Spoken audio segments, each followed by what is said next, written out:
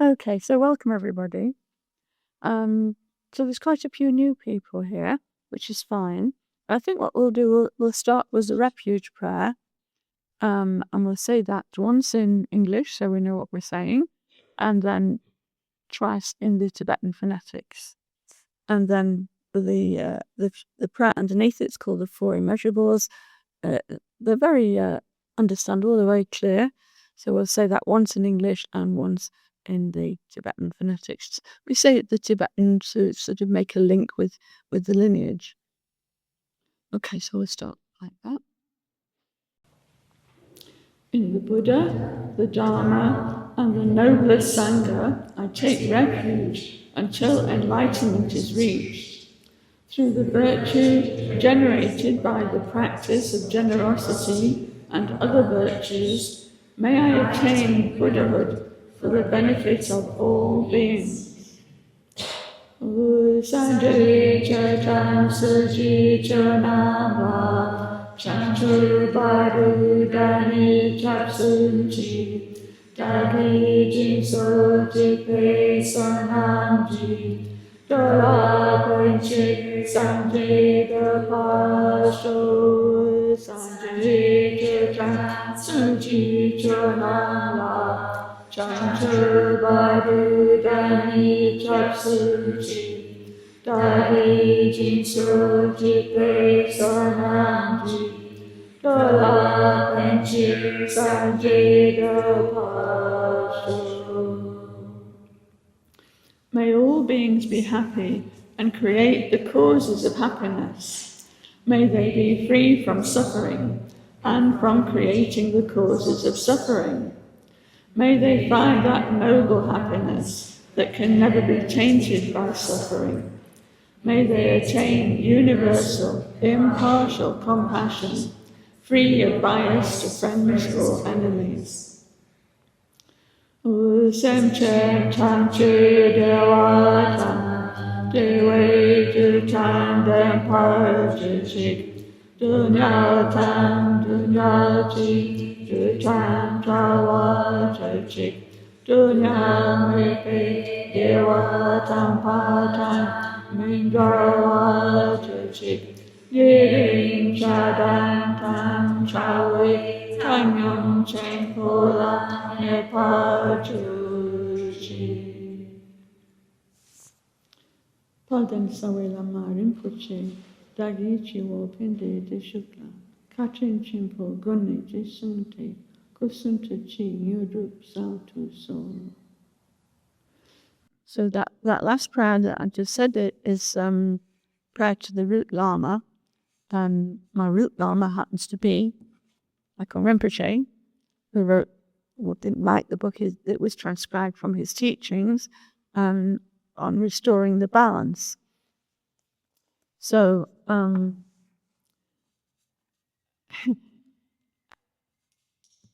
just going to notice something that links up very well with the Four Immeasurables. You'll see it says here, may all beings be happy and create the causes of happiness. So not just may they be happy and by some chance may they be happy, but yeah, it's putting us in the driving seat here. And instead of they, we can say we. May we be happy and create the causes of happiness. So it's very largely up to us. And so is restoring the balance. We're not just victims of circumstance. Of course, things happen that we relate to as being good or being bad or being pleasant or being unpleasant, but we put those judgments on them. And very often it's the things that we don't like that end up teaching us more than the things that we do like, So I'm just mentioning that because how do we restore the balance? Well, we have to do it ourselves. It doesn't like the Buddha didn't come away but wonder and say, oh, you're balanced, So we're following in the Buddhist footsteps, but the path, or in the path, you can say, but it's down to us. So that's good, isn't it? Because it puts us. Then we can only blame ourselves if we don't take it up, or if we do, we can hopefully progress. Anyway, I just sort of mentioned that.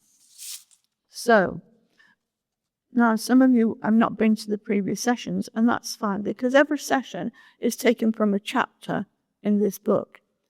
And they do all follow on, and we have been doing them in sequence, and we have been recording them, so they are online if you want to go back and look. Or you can buy a copy of the book. But if you want to hear about, explanations as well, then it is online. And this is it. What we're going to be doing now is the seventh one. So, but even if you don't go back, each chapter does still stand on its own. You don't need to have done that in order to understand this. Of course, it's good if you can, because it does sort of lead on. But it should still be understandable to you, even coming in the middle. So, restoring the balance. So this session is the seventh one, and it's on the subject of coordination of body, speech, and mind. So So the previous chapter before was about being flexible. Being flexible is being alive, and this chapter is the coordination of body, speech, and mind. And also, he mentions here, there's a direct flow between how we behave, how we speak, and how we think. Although personally, I would, sorry for saying, but I can't help noticing that it usually happens in the reverse order to that, doesn't it? We think something, then we speak, or maybe we don't necessarily speak, and then we act. So really, I don't know why we don't call it mind, speech, and body. But anyway, I'm just argumentative. So, he says, all of our human expression can be understood in terms of body, speech, and mind.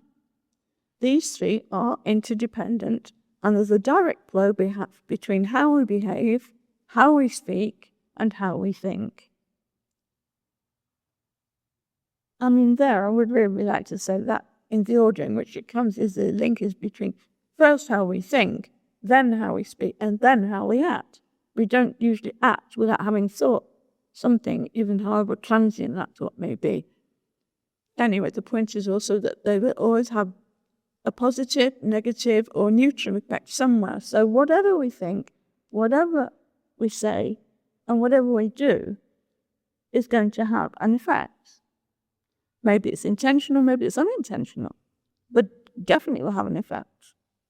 It's like you throw a ball up in the air, it will come down. You may do it with intention. You may plan to hit a target or something. You may or may not get it, or maybe you just do it willy-nilly and you don't try where it lands, and it may land plop right in front of you. It may land on somebody's head. You know what I mean? It could kill somebody maybe, or it could have a very good effect, but it will have an effect. And everything is like that. That's what karma is, by the way. That's action. And the effects of the actions. The thing about the way Rinpoche expresses himself, even if you're new people, you don't need to really know much about Buddhism, or certainly you don't need to know terminology. He's very, very clear and simple in his expression, in relating. So yeah, it's very, it's almost, sometimes I think it's almost too simple, because people are so used to hearing very fancy language and lots of terminology and, obfuscating things. I mean, I was at a meeting the other week, which was all business speak, corporate language, jargon. Yeah, anyway. So, but Rinpoche, thank goodness, he's so direct. So, he's saying, whether we work on our own or in a team, we need to be in harmony with ourselves. If we're not coming from a place of balance and harmony within ourselves, whatever comes out of our mouth, whatever actions we do, are going to be in keeping with whatever our state of mind is, isn't it? That will definitely affect our actions. If we have an angry state of mind, we're going to act in a certain way, or we're fairly peaceful, or we'll act a different way. And so it doesn't only affect us, it affects the people or our surroundings. So in the coordination of our behavior, so talk and thoughts links to the sensitivity to our environment. So it has an effect not only on ourselves, but of those around us and our environment. So inner coordination creates balance and harmony and will help us to live happy and useful lives. If our body, speech, and mind mind, speech, and body are all in harmony with one another, then the outward effects will be more harmonious. They'll be more useful, they'll be more helpful. If we are kind of at odds with ourselves, if we're kind of conflicted, let's say, then it's a bit jagged, it's a bit kind of, may not be, we don't want to have a negative effect, but it might be a negative effect because we're not balanced in ourselves.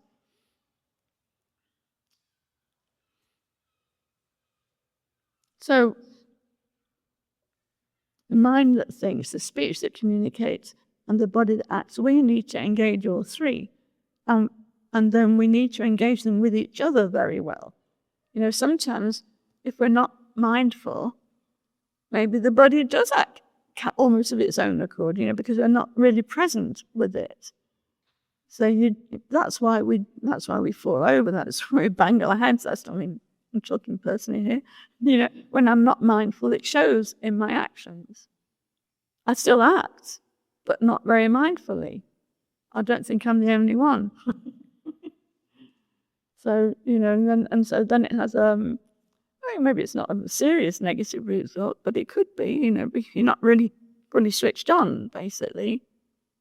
You're kind of doing things on automatic pilot kind of thing.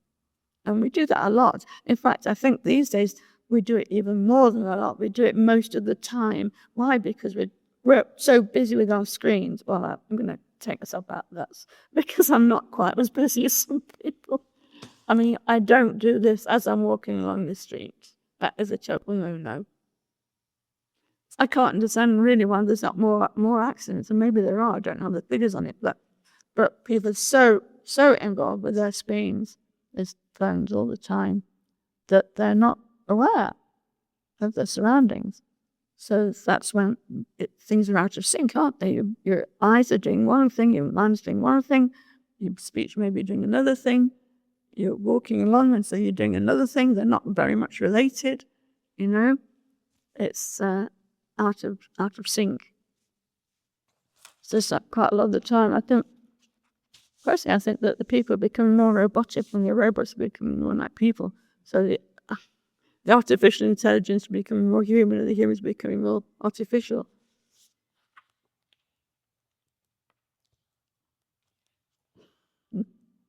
He's not got any of this in here because it wasn't invented at that time before MPA.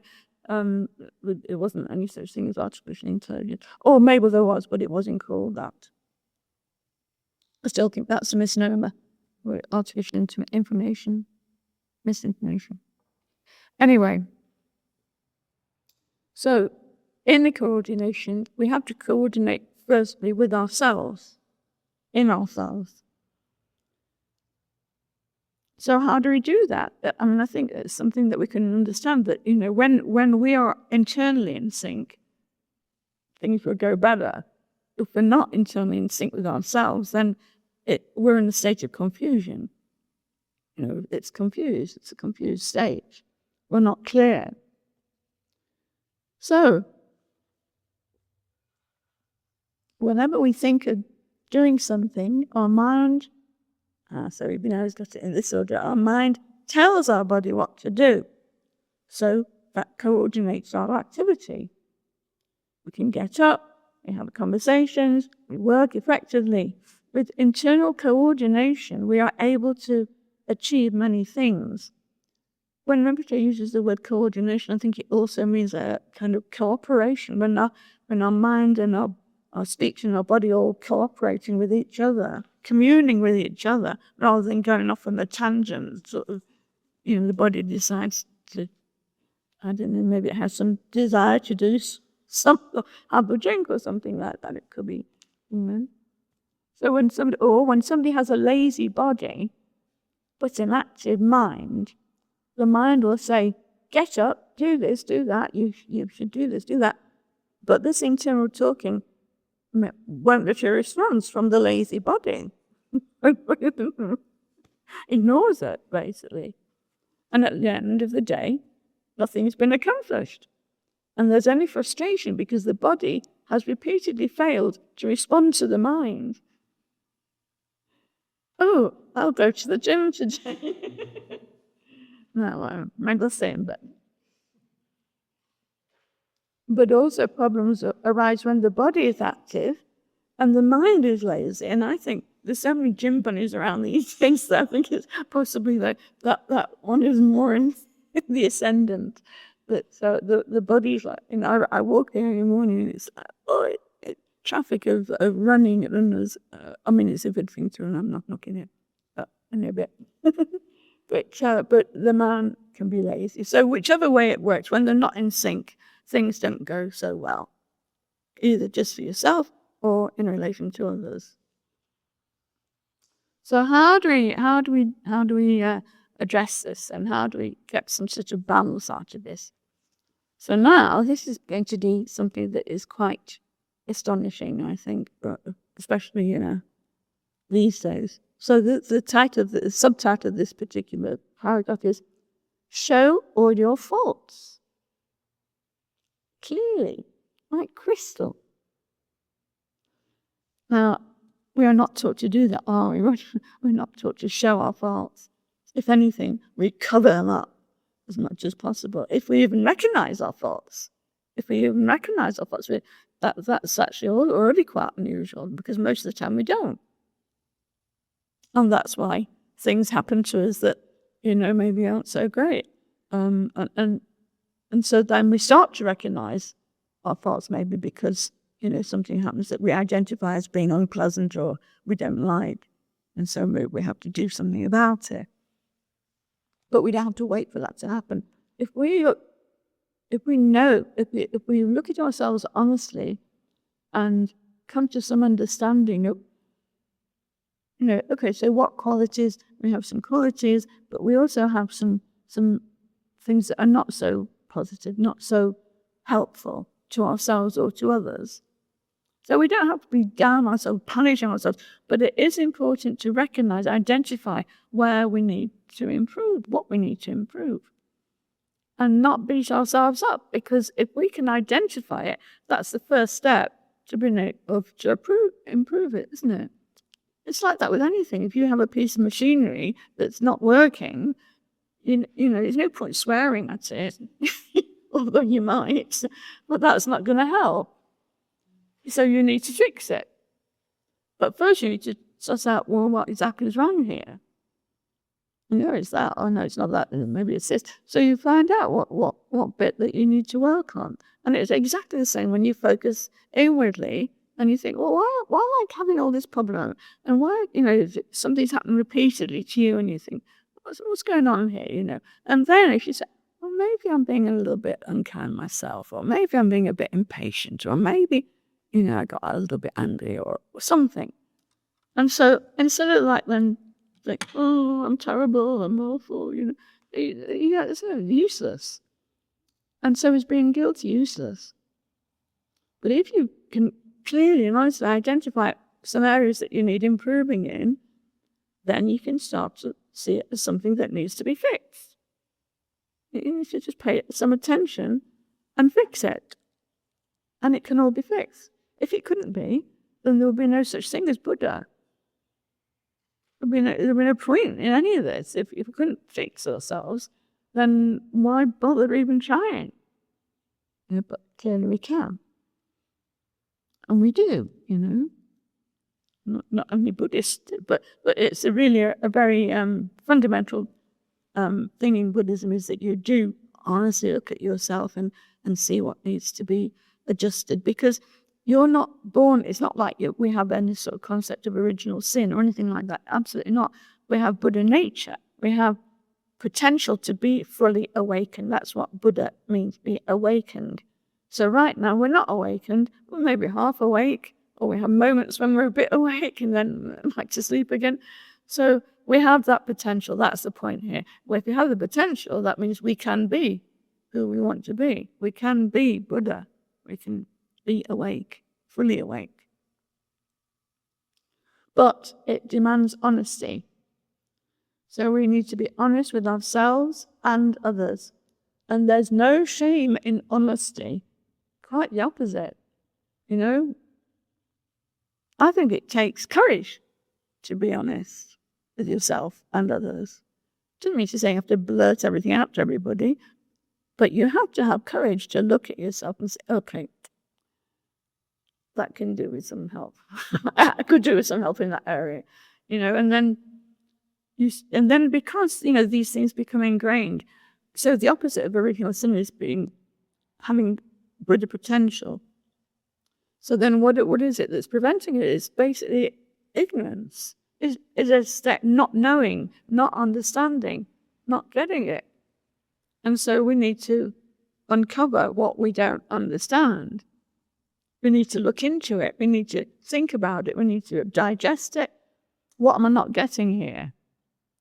Why am I acting this way and not that way? Well, okay, so like you would with a child, you have to be very patient and very non-judgmental.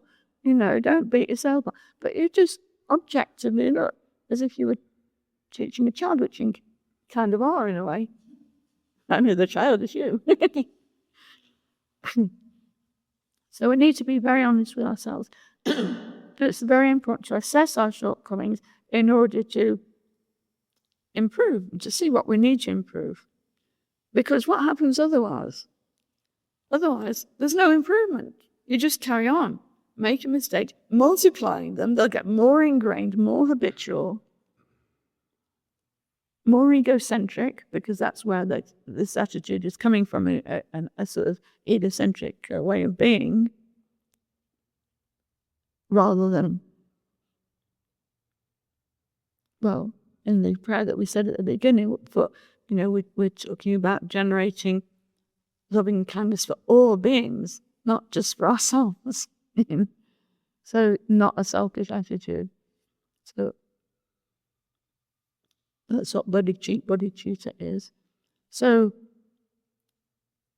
as long as we're all just caught up in ourselves, we will be the victim of the thoughts. That's how they come into being, through selfishness, through ignorance, through not understanding. I mean, excuse me.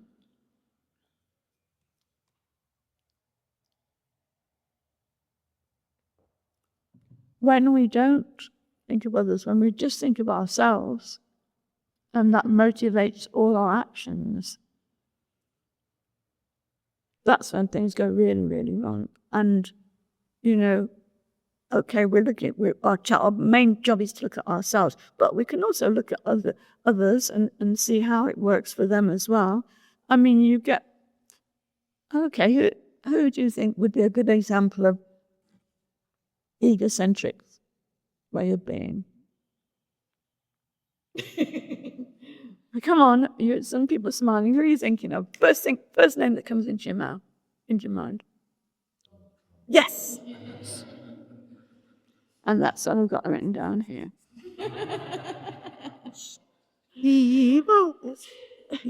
But, so he's a very obvious example of how not to be. But then you will get people who really look up to him because he's, or believing, or are gullible enough to believe in that way, that's a good way. And he's very wealthy and this, that, and the other, blah, blah, blah. So, yeah. But what a mess he's creating. So, we shouldn't be entirely down on even Donald Trump. We should actually be altruistic and yeah, we should include him in our prayers as well. So what we're after is clarity, and instead of this pretense that, so the pretense that everything's okay, and we kind of fool ourselves. We sort of pretend to ourselves. So it's the opposite of that. We need clarity. We need authenticity. And when we have that, relax. We can be relaxed. Donald Trump is not relaxed. I don't know if he ever relaxes. I mean, I don't go on anti-social media, but I hear he's on it a lot. Even at night when he should be asleep, maybe. But anyway, so once we stop being honest with ourselves, and then we don't have to maintain some sort of mask, some sort of outer way of being that we think we're fooling others with and we sit and we fool ourselves with. But actually, it's pretty transparent. You can see through that. So, if we show, so the Buddha made it clear that if we want to be a good human being, we should show all our faults. It doesn't mean to say you have to parade them, but you don't hide them. And probably so we should be honest not only with ourselves but with others. And also, on the other hand, we should try to see all good things in others. So not be so judgmental and critical of others. If you want to be judgmental and critical, look at yourself first. I'm sure Jesus said something along those lines. Yeah.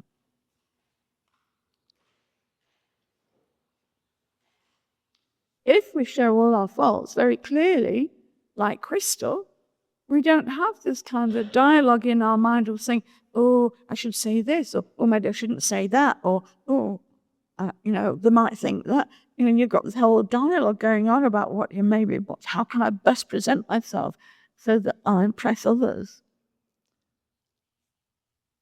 It doesn't matter about that because we have become an authentic person. If we're acting in a manner true to ourselves and we own up to anything that needs to be owned up to, then we are authentic. We're not pretending to be something else. And therefore, it doesn't really matter what other people think or what they say. So what? You've already sussed yourself out. You know what's going on. You don't need somebody else, As long as we are able to show all our negatives and see the good and positive side of others, nobody's got any problems. So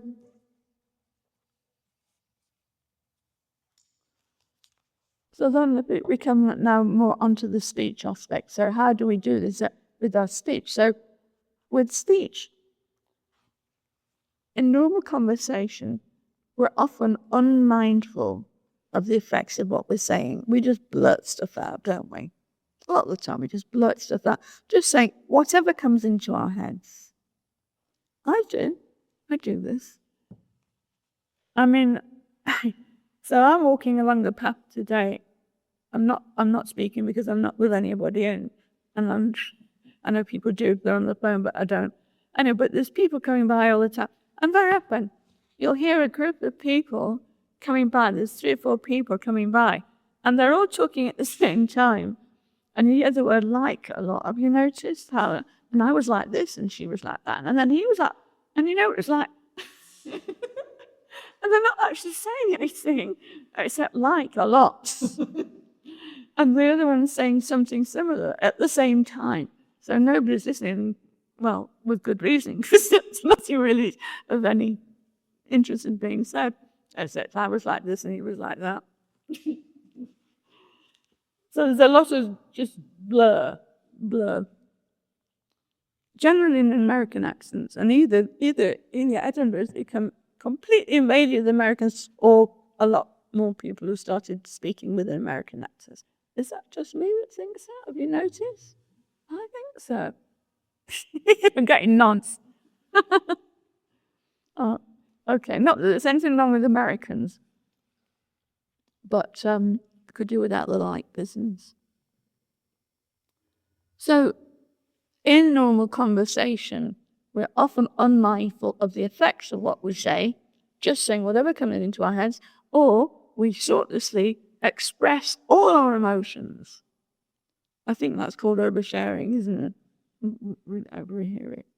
this will influence or unbalance other people's emotions. If you just blurt everything out without any kind of worrying about or concern about how it might affect others. So anyway, he says here that the remedy is to talk, not too little or too much. In other words, to be mindful of what we say and to watch carefully how we react to whatever is said, and also how others respond or react to what we say. So not just to kind of witter on, unmindful of the effect that you may be having on others. Somebody you might have hit a really delicate, triggering point for somebody, you know, that and you just carry on unaware that you just blurting everything out. So you have to be mindful of your speech.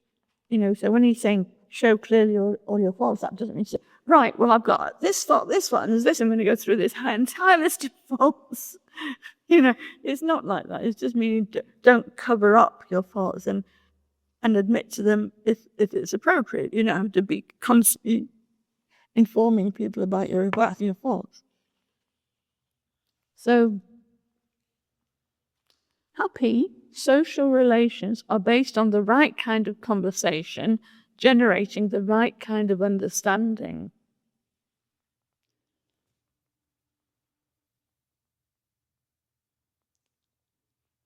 When we do not have the right kind of connections with others, obstacles arise. And there's another problem here. Since childhood, we've tended to coordinate only with the people that we like, trying to be useful and helpful to them. When we don't like people, we don't want to know about their problems or their feelings. To overcome this prejudice, try to communicate with all beings that you encounter, or, you know, if it's appropriate, and learn to listen to them and to respond authentically.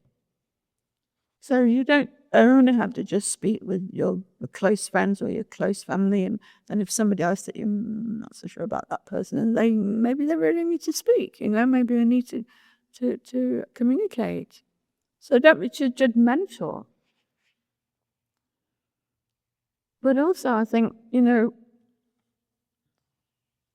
when we're talking about speech, okay, so many of our social problems come from harmful speech, isn't it? We say something, maybe we don't mean it, we just say something and it's had a really hurtful effect on somebody. Or maybe we do mean it and we want to hurt that person. And now when I'm saying speech here, and that's not really just a verbal speech that you can, audible one, isn't it? It's like online now as well. This is even seems to be proliferating much, much more than ever was in Rinpoche's day when he picked up on this, you know? And that's become really toxic, some of it, hasn't it? It's like, has some really dire consequences. So that's also speech, you know? So careless, posted online, yeah. And that's only going to produce negative results. So when we coordinate and communicate with others, it requires thoughtful communication, not harmful or even just useless, like this and like that. I mean, that's not exactly harmful, except to the English language. but it is not useful in any way, you know, it's just bleh. But worse than that is a harmful speech, and especially intentionally harmful speech. So you're trying to hurt somebody. And this is what goes on online, isn't it? To improve our communication with others, we need to be less critical of others. And first be mindful of our own faults. That's where we need to put our critical faculties. But not to hurt ourselves, to help ourselves. And maybe this is one of the faults that is the most prevalent these days, is being hypercritical of others and ignoring our own faults, you know. And very often we're hypercritical and it's not even their fault in the other person. People get criticized for all sorts of stuff, for being really nice, or whatever. It's just, people want to find fault, they'll find it. So basically it's saying, we have to be first mindful of our own faults, and then once we are mindful, we have something to work on. We know where to put our energy to, and to be mindful, because our thoughts, if they've had them for quite a long time, then they become somewhat ingrained and become habitual. So we need to dig deep, and see it for what it is, because when we understand something, it loses power. When we understand that something is a fault and it's not useful, it's not helpful, then it's lost its power, because we're not under its misconception, not under its sway anymore. We've started to see through it. We've started to see, this is really not helpful. Me being so critical of others is really not only not helping them, but it's not helping me either. And when we really understand that, and we look into it, it's not you understand it and then that's it. These become habits, so we have to work on it. Once you understand something, then we have to repair it, don't we? Or we have to fix it. So this can take time, and sort of perseverance. So don't be too hard on yourself, but at the same time, don't be too lax with yourself either, because that is the work. That is the training. It's mind training. But always remember that, in truth, we have Buddha nature. So it's like we're taking off some layers off the onion. Not really an onion, that's not one. Oh, I'm being judgmental about onions now. I actually like onions. So anyway, not a very good metaphor, but it is a bit like, uncovering, getting rid of the dross, really. It's not an integral part of our nature. So we can only benefit from dropping it. And of course, the other side of speech is the listening side. And this is very, I think it's a really rare and important quality to have, to listen well. And it's hard because, because of the society and the way that life is going so fast, and with all this sort of technology, and I don't think I'm a Luddite. I do use technology, but I think there's a danger in the servant becoming the master. Technology is to serve us, not to rule us. But I see it ruling us in many ways, but only if we let it. So we have to be alert to it, because how does this happen? Is because technology will be something very convenient, very useful, and that's how it looks us. But then when we rely solely on it, we kind of lose our own faculties, because we're relying so much on it, so that we kind of, the brain starts to atrophy a bit, because we're not really fully using it. For example, in the old days, people would learn by rote. I mean, I wouldn't like that personally, but they had really good memories. Because they were using their brains in that way. We don't, which is rude. And now with AI, it's not. It doesn't even go in the first place. It goes from AI and onto your computer. You've barely thought about it. It can be like that, very, very superficial. So nothing sticks. We haven't really understood anything. And anyway, why would you trust something that is just a load of information that somebody's put in and may or may not be correct, without subjecting it to any kind of analytical thought? There's no substitute for that. There is no substitute for thought, for the human ability to think. It's not just about feeding information. You need the intelligence, the actual intelligence, not artificial intelligence, to really understand. So listening clearly, being fully present when listening to others. The best example I have of that is Akong Rinpoche. And he, it wasn't like he was like, ooh, like hanging on your words like that. He sometimes is doing something else actually, but it sinks in. When you speak to somebody and they're not listening, or because it's kind of like it doesn't land.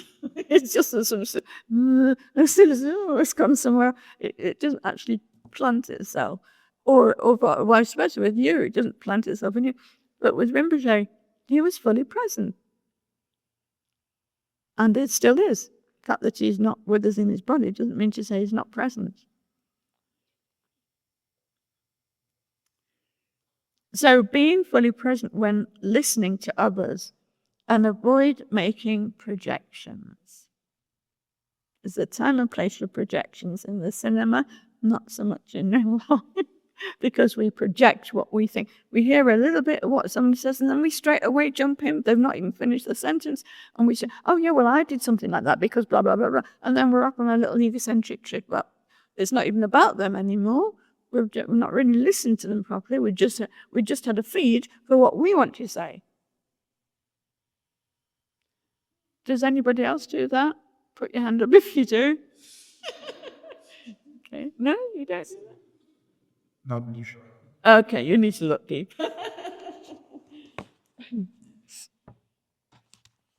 I think everybody does to a greater or lesser degree. And, some of it is kind of understandable. Somebody says something, it reminds you of something. But then again, at least listen to them first before you relate your view, whatever it is.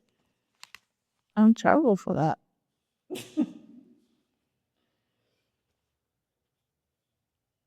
So listening clearly.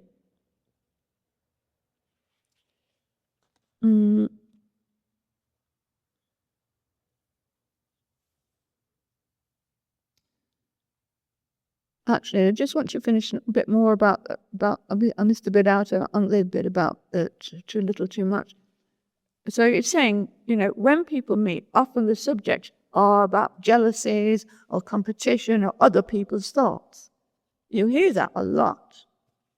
You're talking about somebody else who isn't there, probably, and, bringing them down. And then they're abusing you, you're rather horrible. Words can be knives or cutting into other people and causing deep wounds. We may think we're talking sensibly and with good intentions, but before we know it, we're discussing other people's problems. We criticize and dwell on the negative side, believing we're saying truthful and helpful things. And all this time we're unable to see our own faults, and that prompts us to criticize others. So how many of us say, oh, how bad I am, how poor I am, how poorly I've treated other people. Few of us will say this, no matter how honest we are. Let us be mindful of our own faults, but without being depressed about them. We can face the challenge to change our own habits of a lifetime. These are habits we've had all our life. Maybe we've had them, if you understand, about countless lifetimes. We may have had habits that we've had for countless lifetimes. So they're very deeply ingrained, in psychology terms, you might, or you might think of cognitive. I think of like the brain with sort of the pathways really sort of well trodden, through habit, and not helpful pathways. But you don't have to tread those pathways, and you can open up new pathways. This is physically and mentally possible. So, but we have to be mindful of our own faults without being depressed about them. And we can face the challenge to change our own habits of our lifetime. The good thing is that we can remedy this habit by being more patient, more mindful, and more considerate. Those are all qualities that I think are in short supply.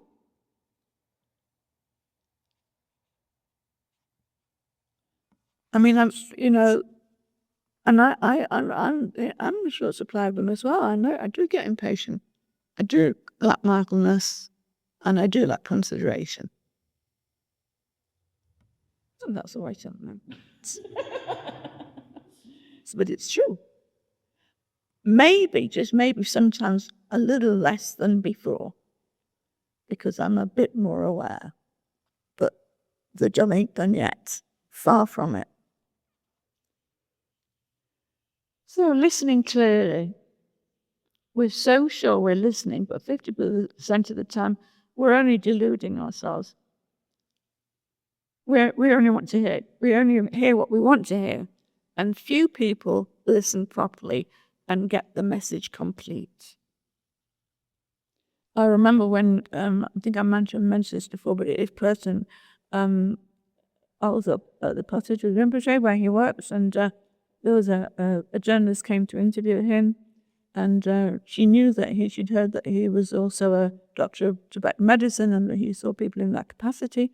And she said, so how do you really, how do you help people with that? And he said, well, mainly I listen. That was the end of the sentence. Yeah. And it wasn't just words, because I saw him every day for many years, and he knows how to listen. In a family relationship, two people can antagonize each other over months, over years, by not really hearing each other. They're both just sort of going at their own thing. It can start off with a simple mistake like finding fault unjustly, and in the end, they don't even speak to each other. There might have been a mistake, and they think the other one's done something which maybe they didn't, but they think they have, and they accuse them of that, and then they don't even end up speaking to each other, and they've lost all their patience. All the time, one thinks the other is saying negative or unpleasant things because they've already got now that filter of the negativity that they see them through. And the other one might say, I'm sure you're thinking about this about me, even if you don't say it. I mean, this happens, isn't it? Yeah. You don't have to say it. It's obvious.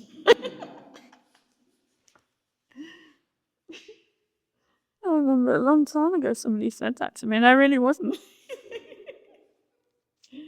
Don't know what they made him either. So if our actions are based only on our own projection, so that's your projection, is it? You're projecting something onto something else, some motive onto somebody else, some words or thoughts onto somebody else. That's projections and illusions. It's just illusory. If our actions are based only on our projections and illusions, we are not considerate of other people. They don't even enter into the picture. We're not considering them because we're just projecting. Consequently, we go on doing what we mistakenly think is right. We think we're right. Hitler thought he was right. Donald Trump thinks he's right. Everybody thinks they're right.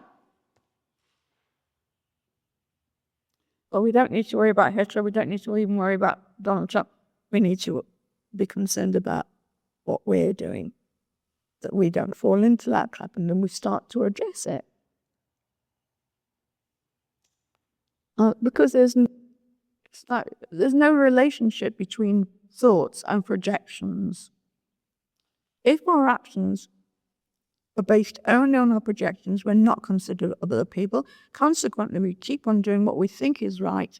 This can be easily a cause of misunderstanding or suffering for others and ourselves. So, to achieve clear communication, we need to listen to others and then respond with our ideas or thoughts. People who are not listening or will talk or act without accommodating each other will inevitably clash, and no worthwhile outcome will be achieved. Each one will be spouting their thing and the other spouting their, and they're not communicating anything and just waiting for a chance to say their bit. There's actually no communication going on. And eventually you end up clashing with that person. So he's talking about, not only for our own good, but for our good within society, in the work, whether we're workplace, in the family, wherever we interact with others. So we have to start with inner harmony, and then that harmony within ourselves spreads out, or the dissonance spreads out. Whatever's going on with us internally will be what we nearly said project. True, you got back in. But that will be how we are with others, isn't it? How we are with ourselves, how we are with others. So,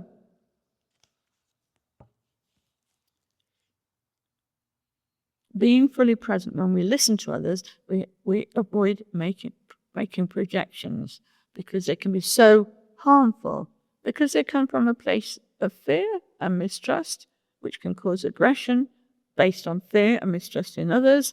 That's basically how you get racism. That's how you get misogyny. It's how you get any form of ignorance. It's based on not understanding. Fear and mistrust. Fear is that, I think fear is kind of at the root of racism, for example, or misogyny, for that matter. Fear is the opposite of love, isn't it? I think it is anyway. I think it's kind of, when love and being open, fear is like tight, closed off. You don't really want to communicate. You're afraid. Of course, it can be very aggressive. So fear can masquerade as aggression, like would be tough guy or whatever.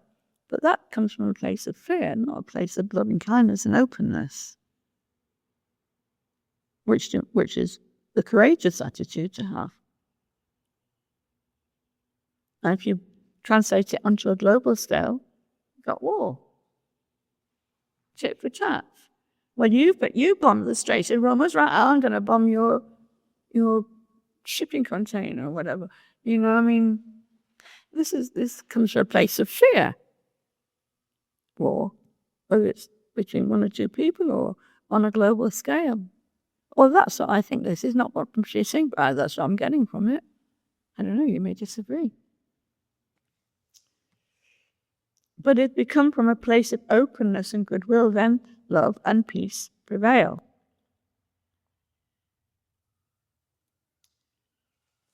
Love all others, be open to others.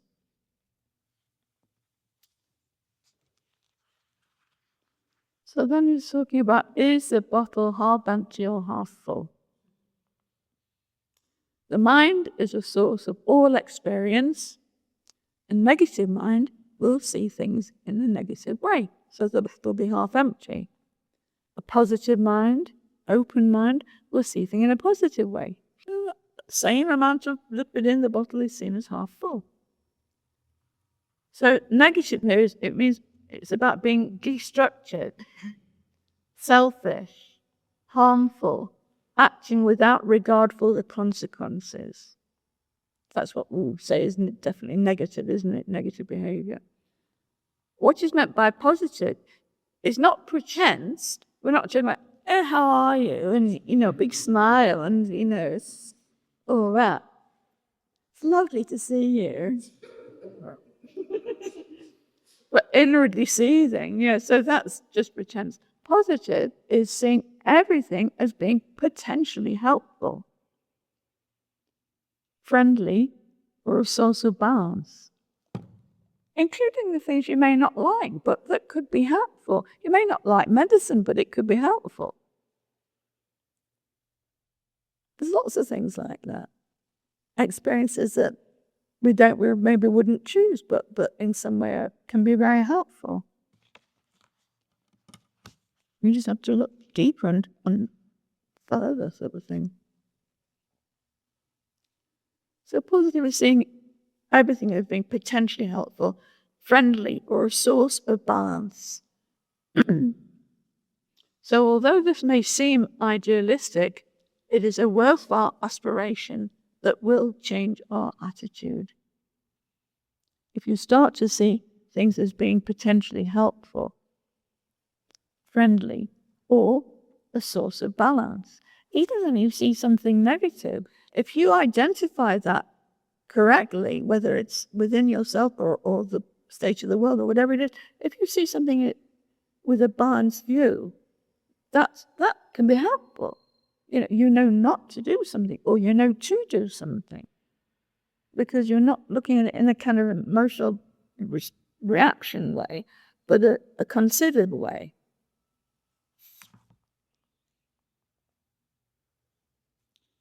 So, to not be so kind of immediately boxing something as being negative because you don't like it.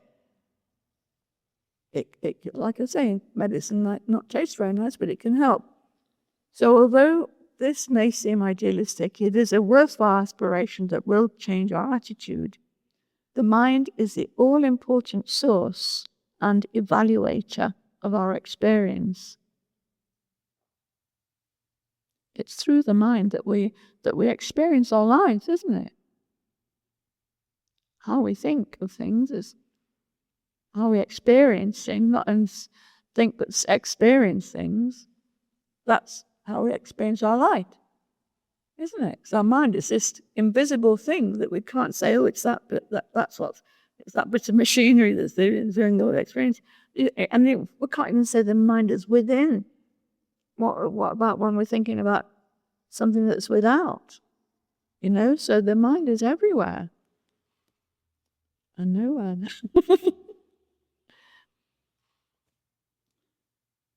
We often don't understand this. Our work of balancing must be based on the mind. Okay, so now we're talking about, well, it's training. We're talking about training the mind. Now, nowadays, there's great emphasis on training the body, isn't it? Really, a lot of emphasis on training the body. And I'm not saying that training the body is a bad thing, but it's a question of emphasis. And to train your body, that's fine, as far as that goes. But if that's where all your efforts are going, and you're totally neglecting about your mind, that's not a great balance. That's never going to be balanced. You end up with big muscles, maybe, but that's not really going to help your state of mind. Training the mind has more powerful results than training the body. If our mind is trained well, we can also change things in our body. If our mind is trained well, it has huge effects on our body. Medically as well.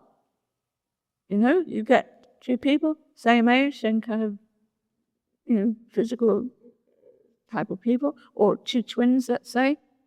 But one of them will respond in a different way to another. Maybe they will be more kind of happy in their lives, or more helpful in their lives, and the one not so much. Because it's the mental attitude, it's not about the body. Not very much about the body anyway. When we train our mind, the physical body can achieve many formerly impossible things just through the effort of the mind. I'm not saying he's not saying you should neglect your body. He's not saying that at all. But it's the mind that's really the strong the thing to cultivate here, and that will dictate what you do in your life and how you respond to life and what you're able to do. So we don't need to be stuck in a negative pattern of behavior, and we don't need to punish ourselves when we make mistakes. But we shouldn't ignore them either. We should notice them and then we do something about it. But not punish ourselves. Just fix it. Look at it. Really look at it. Understand where it's coming from. As that might be a bit like, say you go into a room and you can smell something. It doesn't smell very nice. When you can't, where is it coming from? And you walk around and like, oh no, I think it's I can't be dealing with it right now. And you just leave it. So it's a bit like that. We have to do our interior housework and find out, where's this problem coming from? How do I resolve it? But we don't need to punish ourselves. We just have to roll our sleeves up and do it. We can have compassion for ourselves and be gentle with ourselves. We don't attack ourselves or criticize ourselves. We just identify what needs to be done. If we can't have compassion for ourselves, how can we possibly have compassion for others? We should treat ourselves with compassion. But don't let yourself get away with murder either. So by developing awareness, we learn to be mindful in the present. Developing awareness, we learn to be mindful in the present. That's so important. I mean, if you're being mindful, you are in the present. Otherwise, you're thinking something, which is different. Not to say it's a bad thing necessarily. You might need to think about what it was like sometime in the past, or you're studying, or you're using your brain, but in a different way. You're using your brain in a sort of cranial and sort of intellectual way. Whereas being mindful is being aware. There's a difference, It's more experiential, less cerebral. There's an aspect of cerebral in it, of course, but it is definitely more experiential, I would say. You're not thinking. When you're mindful, you're not thinking, I'm going to be mindful, right, mindful. You just are aware. Actually, when you're really thinking about stuff, you're probably not so aware because you're thinking about a particular topic or you're studying, and that's fine. That's what you're doing. You're studying, so you're putting your attention there. But when you're being mindful, you're mindful about everything. You're mindful about where you're walking on the street, about not bumping into somebody, about having your wits about you, not your wits on here. That's the opposite of mindful. That's mindless. So by developing awareness, we learn to be mindful in the present. So we need to develop our awareness. Mindful in the present. We can let go of all the fixed expectations, habits, and responses that we fall into unconsciously through lack of awareness. So we can let go of these habits that we just have accumulated. That's what we do when this happens. Well, I fall into this way of being through habit. So we can let go of all those fixed expectations. Expectations are useless. That's one of the things Lama Yeshe said to me. Don't have any expectations. And I thought, actually, I don't really. That's not one of my worst things. but I breathed it in. Yeah, but they're not. And it's the World Cup, wasn't it? It still is. Yeah. So, and if you're a Scot, I'm the people who were so cheerful and really bigging up their team. I'm thinking, but cool the expectations a bit, Because the more expectations you have, then the harder you fall. Oh, he uses the word fall. We can let go of all this fixed expectation, habits, and responses that we fall into unconsciously through lack of awareness. We can wake up from the sleep of unawareness. Mindfulness has nothing to do with any particular religion. It's a basic human need. Being unmindful in the kitchen will mean we can usually cut our fingers or do something like that, or burn ourselves. Have you ever done that? Burnt yourself in the kitchen on something or other? Yeah. Oh, you've got plastering out now. Got the proof. Or cut yourself. And to cook food properly without burning either our fingers or the food requires mindfulness. Every day, every moment, mindfulness keeps us alert to being alive.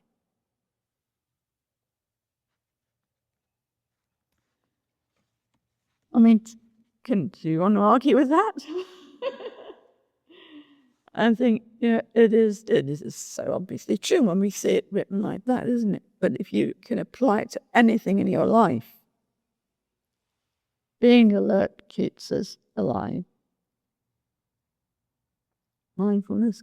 You imagine if you put yourself on a very, you're climbing up a mountain, there's a ravine, and there's a very turny little path. You are being mindful there.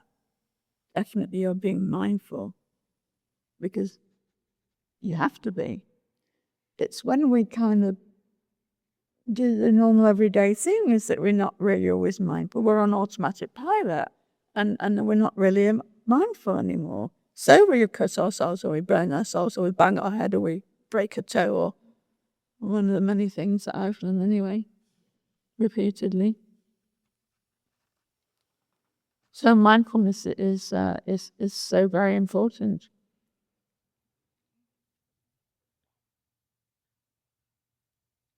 For our whole life, for every aspect of our life.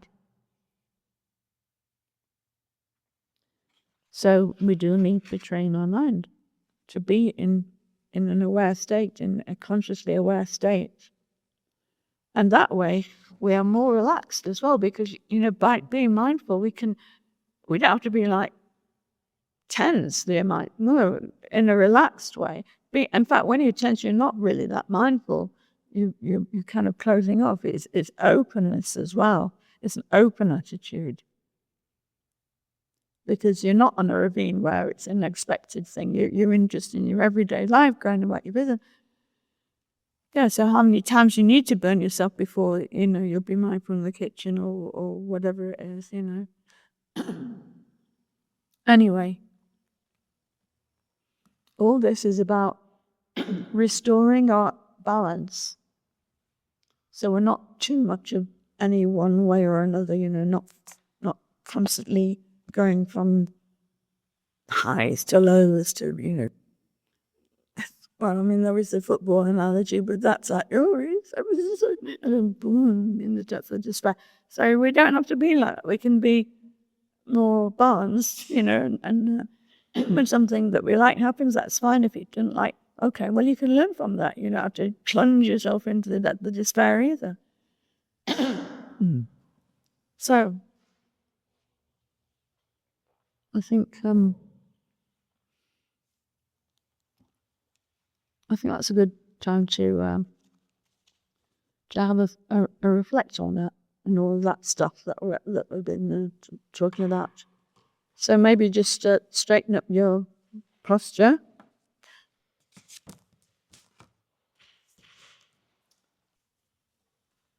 And so have your feet shoulder width apart if you're, just sitting flat, or stable like a table.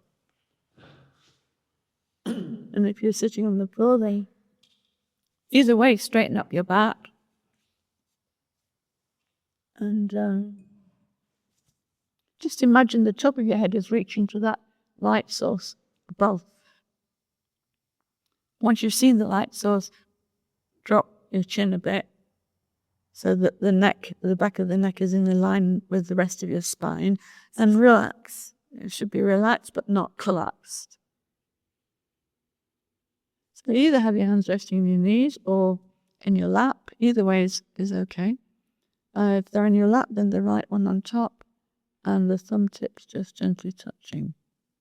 And just let the eyes rest looking down.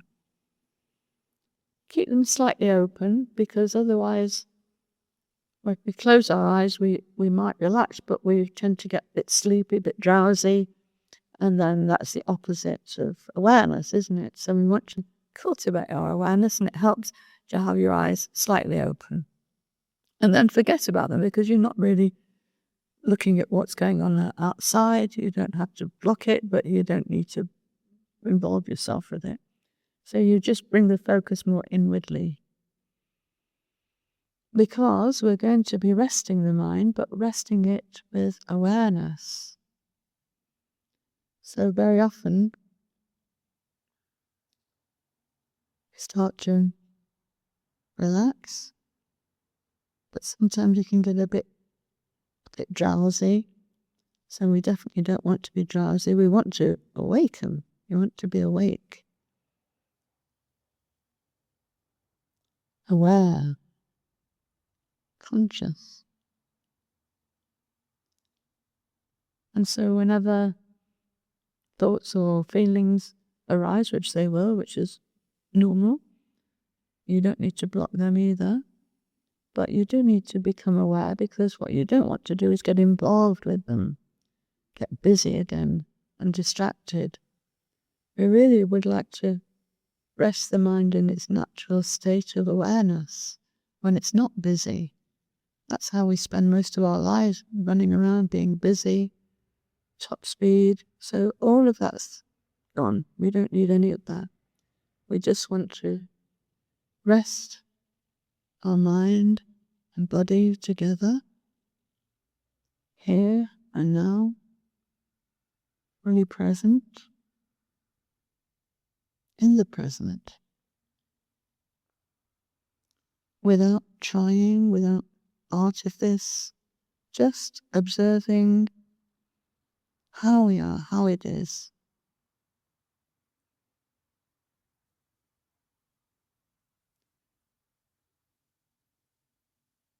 Letting go whatever distractions arise, you just notice them and leave them alone. They'll go by themselves. Thoughts and feelings are very transitory, so they go as long as you don't engage with them. And you just rest the mind in its natural state of awareness. And see how does that feel? Keeping guard on the mind, keeping watch, watching the mind, and resting without judgment, without expectation, just resting in awareness.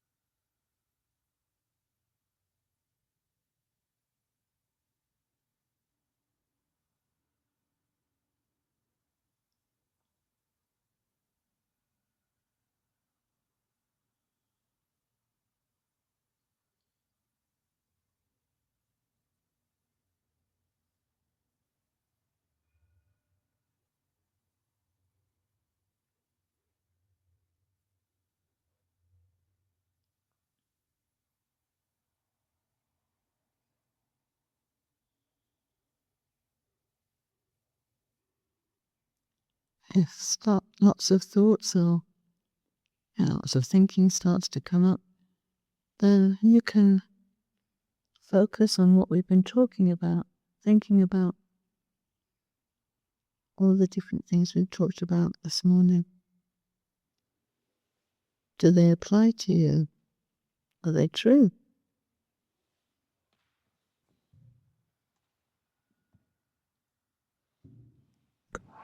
Can you apply them to yourself? Examine them.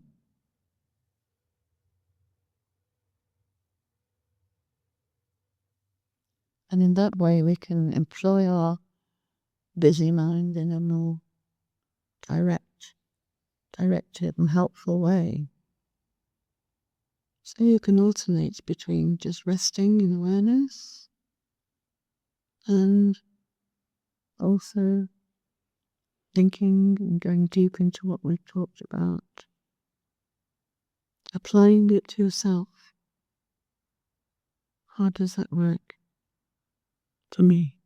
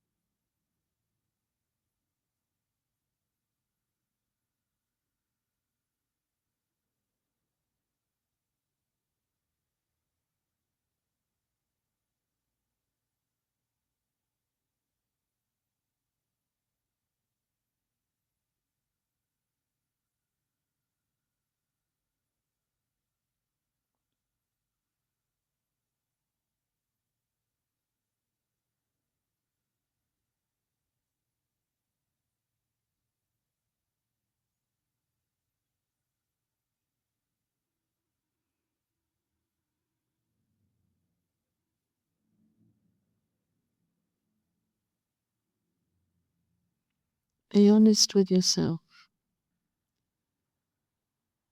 non-judgmental, just objective.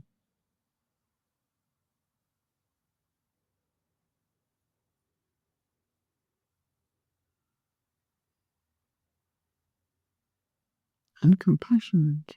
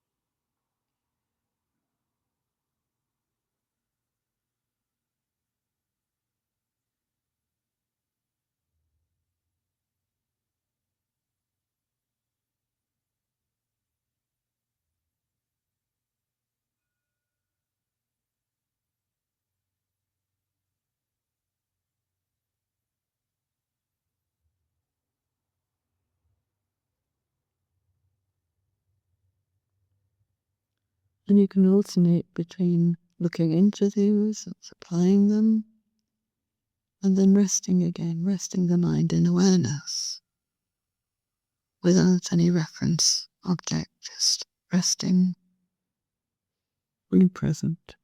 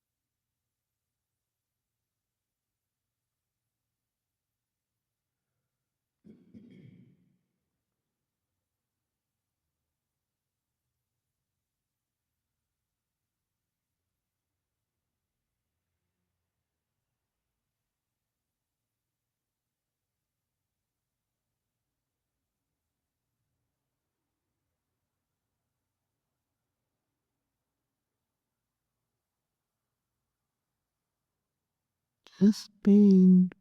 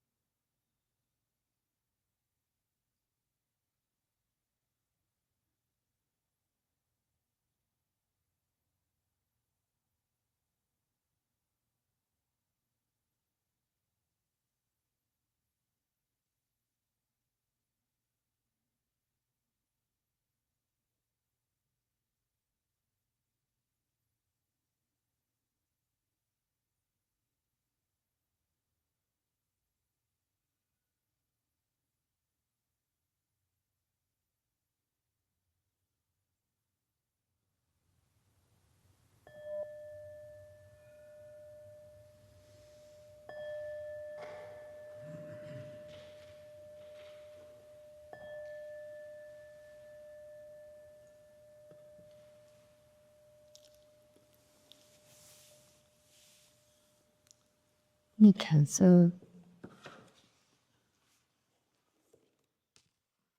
those are different ways to meditate, so you can alternate between being, just being settled but aware, that's the hardest bit actually, and then allowing yourself to think about when thoughts start to come up anyway, rather than just random and ill thoughts. Employ that disposition to want to think for something useful, such as what we've been talking about, identifying what you need to work on, for example, or whatever, any of that we've talked about, because that's how you train your mind.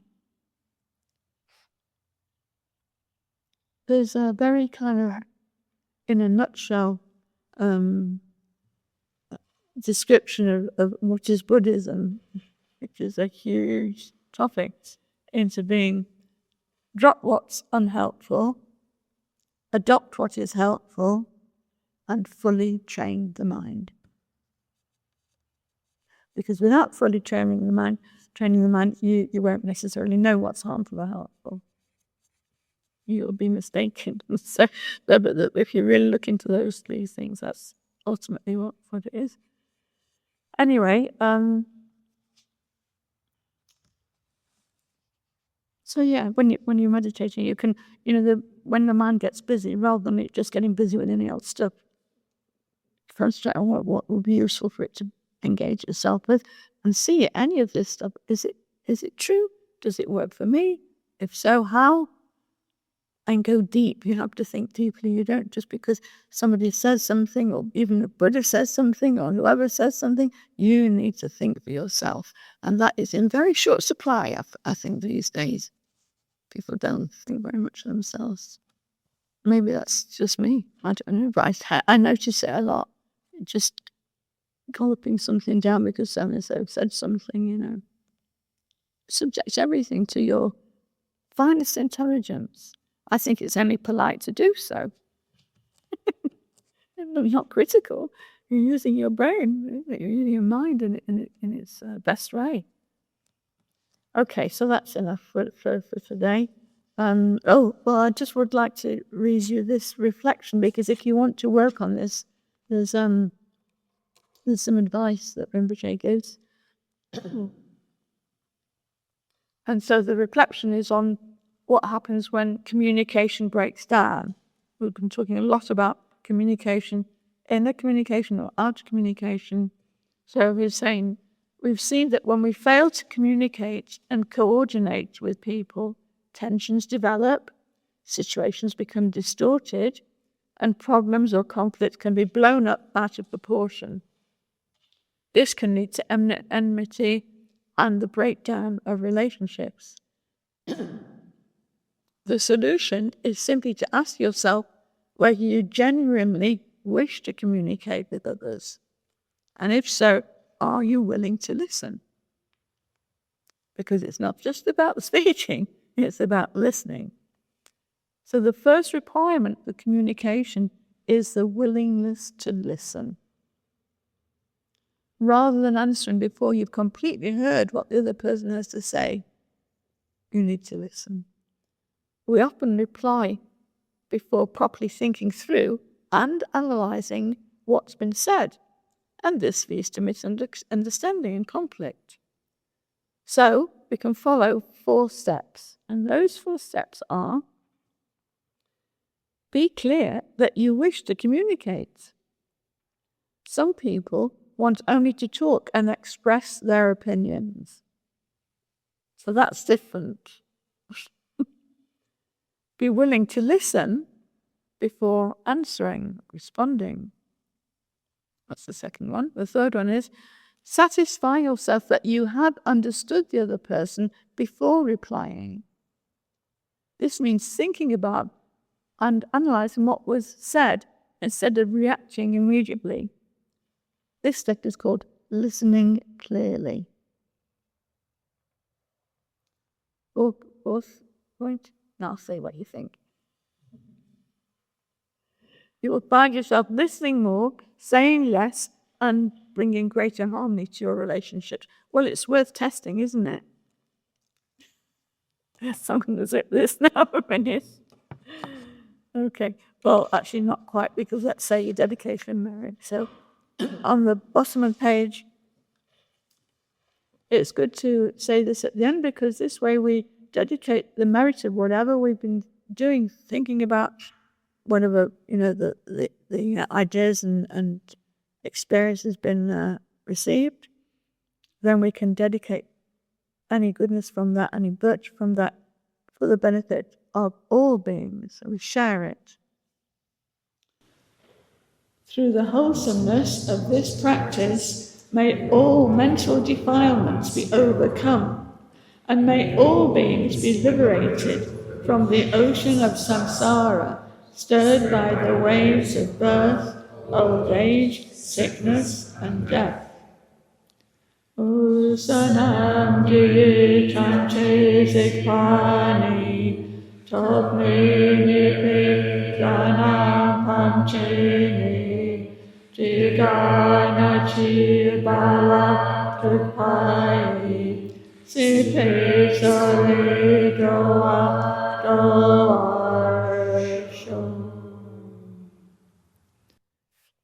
When you say these prayers, I would recommend saying them really quite slowly and really thinking about what you're saying, because that's also, when we speak, we should be listening to ourselves speak and what we're saying, like not just saying it.